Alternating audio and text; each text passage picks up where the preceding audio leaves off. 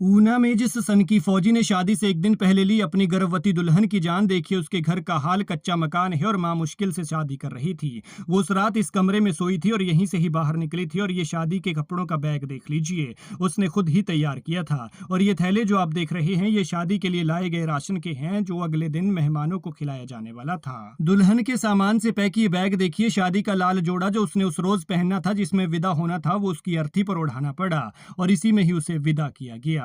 इस तस्वीर में देखिए मां उन गहनों को दिखा रही है जो उसने अपनी बेटी और होने वाले दामाद के लिए तैयार करवाए थे।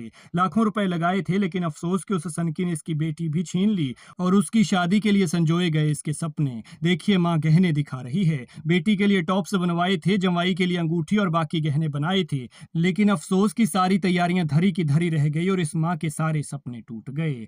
बंगाणा की अंशिका और प्रवेश दोनों की शादी हुई थी। रिश्ता नहीं चला तो दोनों में तलाक हो गया। फिर बातचीत होने लगी तो दोनों करीब आए, फिर दोनों ने कोर्ट मैरिज कर ली। फिर अंशिका प्रवेश से गर्भवती हो गई। इसके बाद दोनों की शादी हो रही थी, लेकिन प्रवेश का कहना था कि वो उससे शादी नहीं करना चाहता था। वो उस पर जबरदस्ती शादी का दबाव बना रही थी और इसके बाद दोनों परिवारों ने बात की तो सहमति से दोनों की शादी कराने का फैसला लिया। फिर शादी से एक दिन पहले प्रवेश छुट्टी आता है और मिलने के लिए अंशिका को घर से बाहर बुलाता है। वहां पर दोनों की बहसबाजी होती है। बताया जा रहा है कि वो अपने साथ गर्भपात की दवाई लेकर आया था। वो अंशिका को दवाई खिलाने वाला था, लेकिन अंशिका ने दवाई नहीं खाई क्योंकि वो बच्चा चाहती थी, जबकि प्रवेश बच्चा नहीं चाहता था। वहीं प्रवेश का यह भी कहना है कि अंशिका बेहद खर्चा करती थी। उसका एटीएम उसके पास था। 8 लाख रुपए अब तक खर्च कर चुकी थी और पैसों की मांग कर रही थी। लगातार झगड़ती थी और उसके झगड़े से परेशान होकर उसने ये कदम उठाया।